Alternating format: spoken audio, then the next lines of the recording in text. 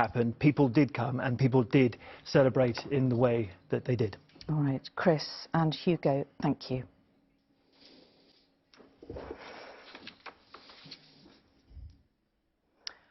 And I'm afraid to say in the last few moments, the following statement has been released.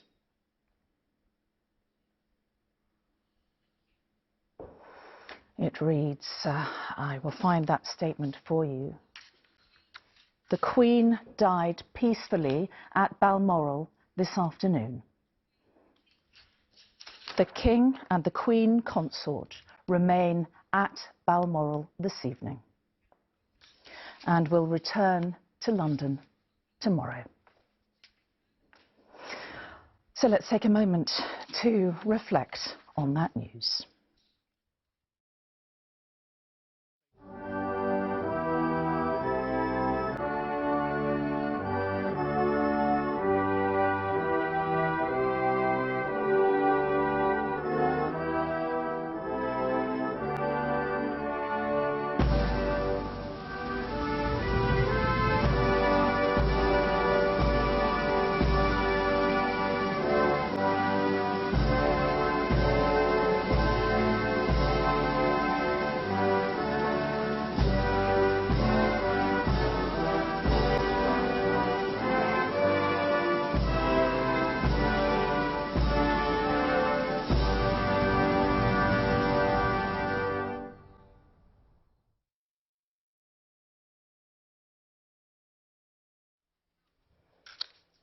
So let me just now repeat that statement from the royal household, which we have received in the last few minutes. It reads, the Queen died peacefully at Balmoral this afternoon.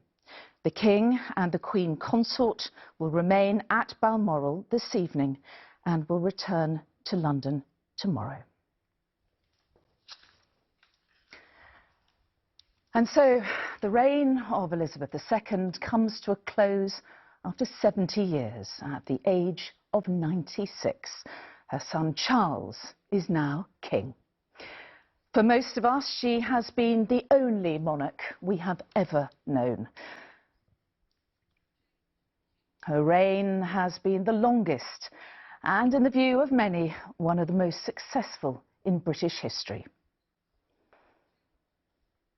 Since her coronation in 1953, the young woman who became our Queen at just 25 years of age set the standard by which future monarchs will be judged.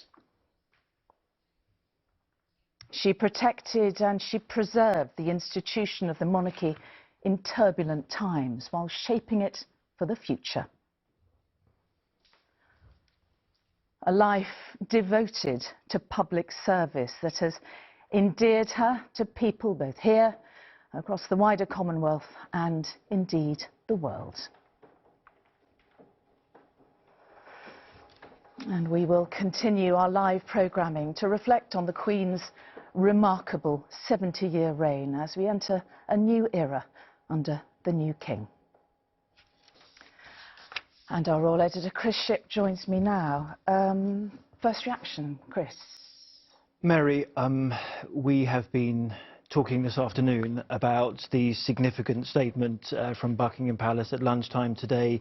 I think this was the news that everyone dreaded, but the news that came just in the last few moments, a very short statement that she died peacefully at Balmoral this afternoon.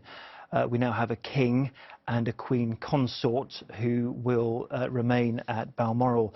We are talking, Mary, about an extraordinary life, and this is a very somber moment for the nation. We are reflecting on someone who was head of state for 70 years, for 7 decades, and at this moment we are all witnesses to history. Most people who live in this country can remember no other head of state, no other monarch other than Queen Elizabeth II.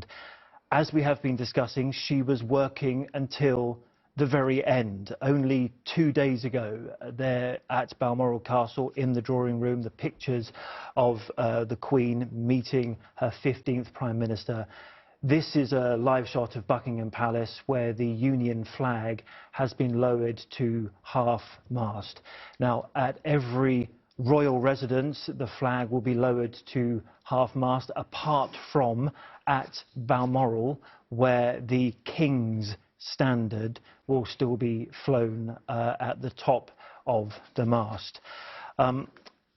It's difficult. There we have Downing Street again, the flags at half-mast. Now, flags will stay in this position for the next 10 or 11 days and will only be raised again the day after the Queen's funeral. Mourning will take place for that period of time. Royal mourning, however, Mary, will continue for about a month. We were seeing pictures just 2 days ago of the Queen working until the very end. The Queen meeting her 15th Prime Minister, Liz Truss, from whom we will expect a statement in the next few moments. And a year when the country was celebrating the 70-year reign of the Queen, the Platinum Jubilee, when tens of thousands of people turned out to show their appreciation over the long Jubilee weekend. But we now have a king. We are presuming he will reign as King Charles, but we will wait for an announcement from Buckingham Palace. And the King at the moment remains at Balmoral. Chris, it is a moment in history, isn't it? The end of a life of service and duty to Crown and country. I mean, she had this role as head of state. She also had a very important role as head of a nation, and in that it was someone around whom national identity has been formed, Mary. And I think many people identify as British in part because of the Queen and the role that she has played over the last 7 decades. Just think about those balcony appearances at Buckingham Palace. They were always national moments. They were always moments that brought the nation together. We most recently saw that in June. This was after Trooping the Colour in June, when, whether you're a passionate supporter of the monarchy or not, her appearance on the balcony of Buckingham Palace was always a moment for the country to come together. Think also all the way back to her coronation in 1953, the first to be fully televised, and made her the focus of not just a national celebration and national pride, but an international focus for the Queen and for this country at a time when Britain was still reeling from the effects of the Second World War. We now will have another coronation in due course. When we speak about historic moments, we will have to have a coronation for the new king, which is what Prince Charles became at the moment of his mother's death.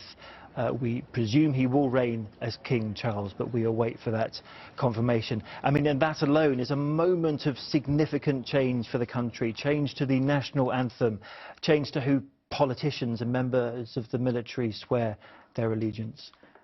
Chris, as monarch, she held so many roles, didn't she? Not just in this country, but right around the world. She was a truly international figure. And that, I think, is why this is an international story. This is an international news story, not just in the countries where she remains the head of state, be that Canada or Australia or New Zealand or Jamaica or Belize. It's an international news story because this was one of the most famous people, perhaps even the most famous person in the world. And we should acknowledge what a huge presence she had on the stage. We talk about the Commonwealth, an organisation that meant so much to the Queen, an organisation that was in its infancy when she became our monarch in 1952, and now has 54 member states, 2 new ones recently, making it up to 56. The Queen was head of the Commonwealth, and I think diplomatically, here is someone who used the crown to great effect on the international stage without, and this is a crucial point, without ever straying into the political sphere. It was an enormous art, wasn't it? And throughout that time and until the last